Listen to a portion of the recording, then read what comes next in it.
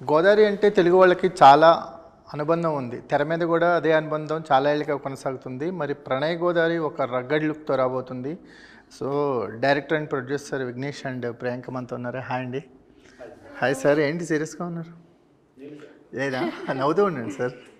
ఏంటి ఇప్పుడు సినిమాకి ప్రొడ్యూసర్ డైరెక్టర్ అనేది ఒక two different roles, producer and director. మీరు ప్రొడ్యూసర్ అయ్యారు కాబట్టి డైరెక్టర్ అయ్యారా? ప్రొడ్యూసర్ అయిన తర్వాత డైరెక్టర్ అయినా. అదే మీరు ప్రొడ్యూసర్ అయ్యారు కాబట్టి డైరెక్టర్ అయ్యారు అంతేనా? ఓకే. ఎందుకంటే ఆ ఖర్చులు అవన్నీ 24 క్రాఫ్ట్స్ అసలు తెలుసుకోవాలనుకున్నా సార్. అది అసలు ఇండస్ట్రీలో ఎట్లా నిలదొక్కుకోవాలి, ఎట్లా ఉండాలి అంటే ఫైనాన్షియల్గా స్ట్రాంగ్ అయితే కానీ మనం నిలబడలేమన్న ఉద్దేశంతో ప్రతి డిపార్ట్మెంట్ మీద మనకు ఒక అవగాహన ఉండాలని చెప్పి చూస్ చేసుకోవడం జరిగింది. అవగాహన 2 పోస్ట్. అవును సార్. సార్ అవగాహన తెచ్చుకొని సినిమా చేస్తారా? సినిమా చేస్తున్నప్పుడు అవగాహన వచ్చింది సార్. తెచ్చుకోండి అంటే ప్రాక్టీస్ లేని కాదు కదా సార్. ఓకే. సార్ ప్రీవియస్గా ఏదైనా సినిమా ఇండస్ట్రీతో మీకున్న రిలేషన్ ఏంటి? ఉంది సార్. సినిమాలు బాగా చూసేవాడిని. సినిమా చేయాలని ఒక కసి, స్టోరీ మీద ఒక పట్టుదల ఉంది మనకు, చేయాలని ఒక ఇంట్రెస్ట్ తోటి. Okay sir. మీరు ప్రొడ్యూసర్ అవడానికి అంటే వెరీ ఎక్స్పెన్సివ్ జాబ్ కదా. సో ఎంత మీరు ఈ ఫ్యాషన్ కోసం ఎంత ఖర్చు పెట్టారు మిమ్మల్ని డైరెక్టర్గా ప్రొడ్యూసర్గా చూసుకోవటానికి? Above 4 CR return sir. Above 4 CR. 4 కోట్లు. అవును సార్. 4 కోట్లు. అంటే కొత్త డైరెక్టర్ మీద ఇన్వెస్ట్ చేయాలంటే ఎవరు ముందు రారు కదా సార్. దానికోసం నేనే, మనల్ని ఎవరు పరిచయం చేయరు. ఎంత కథ మీద బలం ఉన్నా ఎవరు పరిచయం చేయరు కదా. సరే మనమే డేర్ స్టెప్ తీసుకొని ముందుకెళ్తే తప్ప నెక్స్ట్ చూద్దాం. మన టాలెంట్ బాగుందంటే వాళ్ళు నెక్స్ట్ ఫర్దర్గా ప్రొడ్యూసర్లు ముందుకు రావడం. ఫస్ట్ ఇన్వెస్ట్మెంట్ మీదే పెట్టేస్తారు? మనమే పెట్టాలి సార్. ఏం బ్యాకప్ సిస్టమ్ అంత స్ట్రాంగ్గా ఉందంటే ఒక 4 crores అటు ఇటు అయినా పర్లేదనేంత లైఫ్ స్టైల్ మీది? రిస్క్ చేశాను సార్. రిస్క్ చేశాను. అది కదా ఎఫెక్ట్ ఏం లేదు మనకు పర్సనల్ లైఫ్ మీద అయితే. ఎఫెక్ట్ పర్సనల్ లైఫ్ మీద అంటే సినిమా ఆడియన్స్కి ఆదరించినా ఒకవేళ మీరు అనుకున్న రిజల్ట్స్ రాపోయినా మీ లైఫ్ స్టైల్ ఏం మారదు? ఏం మారదు సార్. నెక్స్ట్ మూవీ కూడా మనం నెక్స్ట్ మూవీకి కూడా ప్లాన్ చేస్తాం. Okay, super. మీ ఎక్స్పీరియన్స్ ఏంటి ప్రియాంక? అంటే తెలుగు ఇండస్ట్రీలో మీరు డెబ్యూనా? Yes, this is my debut film. ఏం ఎక్స్పీరియన్స్ ఈ త్రూ అవుట్ జర్నీలో? What kind of experience you got? So throughout the journey was good. I have learned a lot of things, on set. I have worked with such amazing actors, Dialogue King Sai Kumar sir is a great actor and a very, down to earth person and very humble. I met sir and he wished me luck and experience was very good. Working with such amazing crew members, great actors. So overall experience was good. Okay. మీరు ఈ journey start చేసిన తర్వాత first challenge ఏంటండి? మీరు నేనే direct చేస్తున్నాను అన్నప్పుడు ఆర్టిస్టుల సైడ్ నుంచి కానీ మిమ్మల్ని నమ్మి కథలోకి రావాలి కదా. సో అలాంటి టైంలో ఏమన్నా ఎక్స్పీరియన్స్లు ఏమన్నా పాజిటివ్గా ఉన్నాయా లేకపోతే ఎదురు దెబ్బలు ఏమైనా తగిలినాయా? ఖచ్చితంగా కదా సార్. ఎదురు దెబ్బలు అనేది కామన్గా ఉంటాయి సార్. అది దాంతకు మించి తగిలింది సార్ మాకు కూడా. కాకపోతే ప్రతిదీ ఛాలెంజింగ్గా చేసాం. అది చెయ్యాలని ఒక కసి, మనతో కూడా వచ్చి డ్రాప్ అయినా కూడా మనం ముందుకు తీసుకెళ్ళి, అంటే నేను ఒకటి ఫిక్స్ అయినా సార్, ఖచ్చితంగా సినిమా చేయాలి, జనాలకు చూపించాలి. దాని తర్వాతనే నాకు ఒక అవగాహన వస్తుంది, నాకు క్లారిటీ వస్తుంది. నన్ను నమ్మాలంటే కూడా అవతల వాళ్ళకు క్లారిటీ ఉంటుంది. ఎలాంటి ఎక్స్పీరియన్స్ ఏమైనా షేర్ చేస్తారా అలాంటిది? కంపల్సరీ కదా సార్. చెప్పండి, ఏం ఎక్స్పీరియన్స్ అంటే బ్యాడ్ ఎక్స్పీరియన్స్ ఏంటి? ఎక్స్పీరియన్స్ అంటే మనకు ఇండస్ట్రీలో ఒకటి ఉంటుంది సార్, కష్టపడి ఆస్తులు అమ్ముకొని ఇష్టంగా కొనుక్కున్న గోల్డ్ కూడా అమ్ముకొని ప్రొడ్యూసర్లు ఎంతోమంది ఇష్టంగా ఇండస్ట్రీకి వస్తారు. అంటే ఒక ఫ్యాషన్ తోటి వచ్చినప్పుడు కొత్త వాళ్ళ వచ్చినారంటే ఫస్ట్ ఒక బ్యాచ్ తగులుతుంది వాళ్ళకి. ఒక బ్యాచ్ తగులుతుంది. పాపం అక్కడ వచ్చిన వాళ్ళకి ఎంత టాలెంట్తోడు వచ్చినా, కసితోడు వచ్చినా అక్కడే వరకే స్టాప్ చేసేసి వాళ్ళకి ముందు కూడా వెళ్ళనియకుండా రిటర్న్ పంపించేస్తారు సార్. 100%. ఒక్కటి కదా, 100 పడతాయి సార్. ఎలా దాటారు మరి 100 స్పీడ్ బ్రేకర్స్? అది నేనే ప్రొడ్యూసర్ కాబట్టి దాటాల్సి వచ్చింది. చాలా తలిగాయి. మనీ అయ్యారా? అయ్యాను సార్, చాలా. బిఫోర్ ప్రొడక్షనే మనీ కొంత 100% లాస్ కానీ ఎక్స్పీరియన్స్ రాదు కదా సార్. తప్పకుండా అయిపోయింది. ఓకే. ఇప్పుడు ఈ సినిమా రెడీ టు రిలీజ్ ఉంది, 11వ తారీఖు రిలీజ్ అవుతుంది. ఈ ప్రయాణం మొదలెట్టడానికి ముందు ఇప్పుడు ఈ ప్రయాణం డిసెంబర్ 13తో ఈ సినిమా తాలూకు ప్రయాణం ఆడియన్స్ దగ్గరికి రీచ్ అయిపోతుంది. ఏం ఎక్స్పీరియన్స్ గెయిన్ చేశారు? అంటే బిఫోర్ ఆఫ్టర్కి ఏంటి తేడా ఈ సినిమా చేసింది? బిఫోర్ ప్రీ ప్రొడక్షన్ సంబంధించిన స్ట్రగుల్స్ ఉంటాయి, రిలీజ్కి వచ్చేసరికి ఇంకొక రకమైన స్ట్రగుల్స్ ఉంటాయి. అసలు ఒక సినిమా స్టార్ట్ చేసేటప్పుడే అన్నీ ఫిక్స్ అయినా సార్ నేను, ఇవన్నీ ఇలాంటి స్ట్రగుల్స్ వస్తాయి, అవన్నీ తట్టుకొని నిలబడితేనే ఇండస్ట్రీలో నిలబడగలుగుతాం. కాబట్టి ఖచ్చితంగా ప్రతిదీ ఫేస్ చేసుకుంటూ వెళ్ళిపోవాలి తప్ప బ్యాక్ రిటర్న్ అయితే వెళ్ళొద్దు అనే ఒక ఉద్దేశంతో గట్టిగా నిలబడి మంచి ప్రయత్నం చేసేటప్పుడు దేవుడైతే తోడుంటాడు. ఫస్ట్ జనాలు లేకున్నా దేవుడైతే ఉంటాడని ఒక నమ్మకంతో ముందుకు వచ్చారు సార్. ఇక్కడ ప్రేక్షకులే దేవుళ్ళు, వాళ్ళే 100% సార్. వాళ్ళు దేవుళ్ళు అంటే ఆల్మోస్ట్ మనకు కడబడే దేవుళ్ళు అంటే నేను చేసిన ప్రోడక్ట్ వాళ్ళే కదా సార్. అవును, ప్రేక్షకుల దేవుళ్ళే మనం ఖచ్చితంగా ఆదరిస్తారన్న ఒక నమ్మకం అయితే ఖచ్చితంగా ఉంది. ఏంటి రియల్ ఇన్సిడెంట్స్ తీసుకున్నారా? ఇప్పుడు మాకు ఒక పీరియాడిక్ లుక్ కనిపిస్తుంది, రగ్గడగా ఉంది. మేము టీజర్ చూసినా వీళ్ళు పరిగెడుతూనే ఉన్నారు. సో ఒక రన్నింగే ఉంది సినిమా అంతా.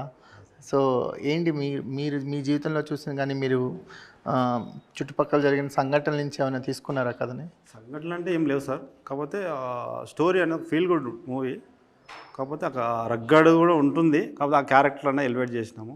ప్రతి క్యారెక్టర్కు డిఫరెంట్ యాంగిల్ ఉంటుంది సార్. ఓకే, వాళ్ళ పాయింట్ ఆఫ్ వ్యూలో వాళ్ళు చేయాల్సిన పర్ఫార్మెన్స్లో ఉంటుంది. కాకపోతే ఒక ఫీల్ గుడ్ మూవీ, అక్కడ కనిపించేంత రగ్గడిగా అయితే ఏముండదు. ఫ్యామిలీ ఆడియన్స్ కూర్చొని చూసే మూవీ. ఓకే. సాయి కుమార్ గారు as a very senior artist, dialogue king ఆయనతోనే ఫస్ట్ మూవీతో ఆయనతో వర్క్ చేశారు కదా, ఆయన ఎలా రిసీవ్ చేసుకునేవాళ్ళు, ఆయన నుంచి ఎలాంటి ఎక్స్పీరియన్స్ తీసుకున్నారు? తను ఫస్ట్ ఈ క్యారెక్టర్ చూజ్ చేసుకున్నప్పుడు చాలామంది చెప్పారు సార్ ఇండస్ట్రీలో, తను కొంచెం స్ట్రైట్ ఫార్వర్డ్ ఉంటాడు, అతన్ని హ్యాండిల్ చేయలేము, కొంచెం చూసుకొని జాగ్రత్తగా ఉండండి అని అనుకున్నాను. కాకపోతే ఈ క్యారెక్టర్ అనుకున్నప్పుడు ఖచ్చితంగా ఆయనే కావాలని నేను ఫిక్స్ అయినా.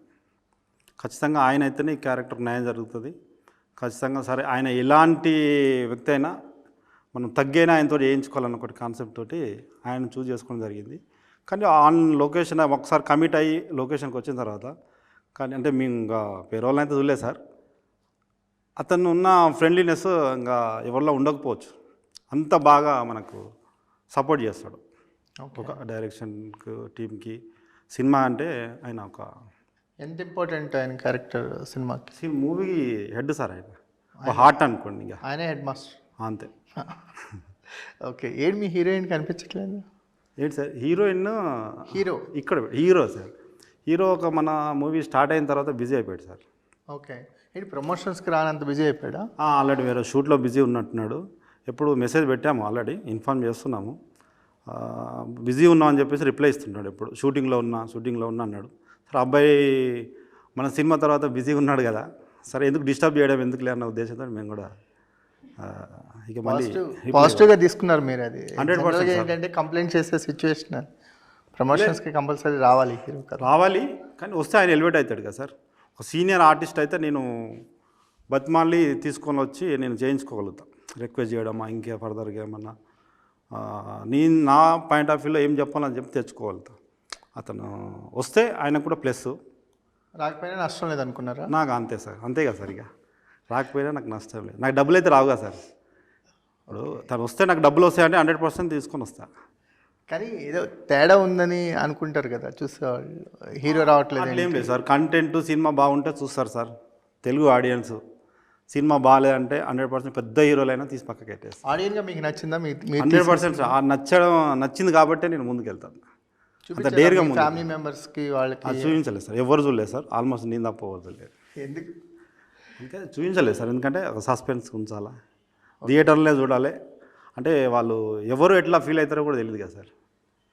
నా సినిమా నాకు బాగుంటుంది, అలానే ఒక 12th ఒక రోజు ముందు చూపించి నెక్స్ట్ డే అది ఎట్లా ఉన్నా నాకు నచ్చుతుంది కదా సార్, నాకు నచ్చింది నేను వెళ్ళిపోతున్నాను. Okay, super. ఎలా ఉంది కొత్త డైరెక్టర్తో experience Priyanka? Experience was good. He narrates the story, you know. He know actually what he wants. So yeah, all credit goes to him. Okay okay, మీకు గోదావరి స్లాంగ్ తెలుసా? తెలుగు అర్థమవుతుందా మీకు? తెలుగు అర్థమవుతుందా? Do you understand Telugu? కొంచెం. సో స్లాంగ్ డైలాగ్లోని మీనింగ్స్ని ఎలా catch చేయగలిగారు? So we have done workshops So he teach me how to walk, how to speak, you know. So I just learn my dialogues and everything. And Jagdish Garu is a co-director and Vamsi Garu is a casting director. So they help me a lot, you know, even director sir. So they help me to learn my dialogue, expressions, and how to walk, you know. So You everything. understand the culture of the Godavari? Godavari. Yeah, Yeah, little bit. Little bit. Yeah. Okay. While working, I just experience new things and, you know, explore Godavari, nature, villages. Okay, what kind of character? So I am playing Goya. She's a fisher girl, Machwari. Oh, So yeah, she's very lovable, very bubbly, very massy kind of character she Massy. is. Very What massy. kind of massy? Massy, like very dhakkad, you know. Okay. Dhakkad, yeah. She, you know, see, She's very anti rowdy. peloda, like, you know, the slang was anti peloda, kind of massiness she is. Okay. Yes. The bolder character. Yeah, bold. Bold character. Do you like the character? Yes, very much. How much related to your original I character? think 60% little similar to me, you know, the bubbliness, the cuteness. So yes, I believe that this is me. I think Goya or Priyanka, you can say. It's a Telugu version of you. Huh? Telugu version of you. This character. Telugu version. Yeah. Not Telugu version. No, Goya. you are not a Telugu girl. This is the Telugu version of you. Little bit. You Little know, bit. Little bit. Okay ఎలా జరిగింది sir ఈ అమ్మాయి selection ఎలా జరిగింది నేను తెలుగు అమ్మాయిని ఎందుకు తీసుకోలేదు గోదావరి స్టోరీ చేస్తూ అంటే కొంచెం బోల్డ్ అంటే ఆ డ్రెస్సింగ్ సెన్స్ అది మన తెలుగు వాళ్ళకు కూడా అవకాశం ఇద్దామని అనుకున్నాం సార్ స్టార్టింగ్లో. అయితే ఈ క్యారెక్టర్కు అలాంటి డ్రెస్సులు వేసుకోకుండా ఉండడం కొంచెం ఇబ్బంది పెడతారేమో అనే ఉద్దేశంతో అప్రోచ్ అయ్యారా అసలు అయ్యాం సార్. వచ్చారు కూడా చాలామంది వచ్చారు. కాకపోతే కొన్ని అలా కండిషన్స్ వేరే ఉంటాయి. వాళ్ళు మన క్యారెక్టర్ కంటే మోల్డ్గా ఉండకపోవచ్చు, మోల్డ్ కాకపోవచ్చు అనే ఉద్దేశంతో ఓకే అమ్మాయి కూడా చూసుకున్నాం. వన్ డే ఈరోజు ఈవినింగ్ 10:30కి ఆ అమ్మాయిని సెలెక్ట్ చేస్తే ఎర్లీ మార్నింగ్ డైరెక్ట్ లొకేషన్కి వచ్చేసి ఓకే అప్పటి అంటే వరకు అప్పటికే వేరే అమ్మాయిని మాట్లాడాము, హీరోయిన్గా సెలెక్ట్ చేసాము, అయిపోయింది. ఆమె కొద్దిగా హెల్త్ ఇష్యూస్ వల్ల క్యాన్సిల్ అయింది. నెక్స్ట్ డే షూట్ ఈరోజు ఈవినింగ్ 7 o'clock క్యాన్సిల్ చేసేసి. ఓకే కానీ ఎంతో టెన్షన్ పడ్డాము, ఆమె వచ్చి చేస్తుందో చేయదో క్యారెక్టర్ అని. వచ్చి రాగానే సెట్లో చూస్తే కొద్దిగా రిలాక్స్ అయిపోయింది. ఓకే ఎలాంటి స్టోరీ సార్ ఇది it's a love story story sir. Okay Love, action, entertainment. ఏంటి అంటే మనకేంటి రియలిస్టిక్ అప్రోచ్ ఉండే లవ్ స్టోరీస్ అంటే చాలా లవ్ స్టోరీస్కి మనకి సాడ్ ఎండింగ్స్ ఉంటాయి. జనరల్గా మీ సినిమా లుక్ చూస్తున్నాం అదే అనిపిస్తుంది. ఖచ్చితంగా సార్ సాడ్ ఎండింగ్ ఉంటుంది. ప్రతి మూవీకి సాడ్ ఎండింగే సార్. ఎండింగ్ అనేది సాడ్తో ఉంటుంది. కాకపోతే మంచి సాడ్లో కూడా మంచి ఫీల్ ఉంటుంది. ఫీల్ ఉంటుంది. ఓకే యాక్షన్కి ఎంత ఇంపార్టెంట్ ఉంది? యాక్షన్ ఎపిసోడ్స్ చాలా బాగున్నాయి సార్. న్యాచురల్గా ఉంటాయి.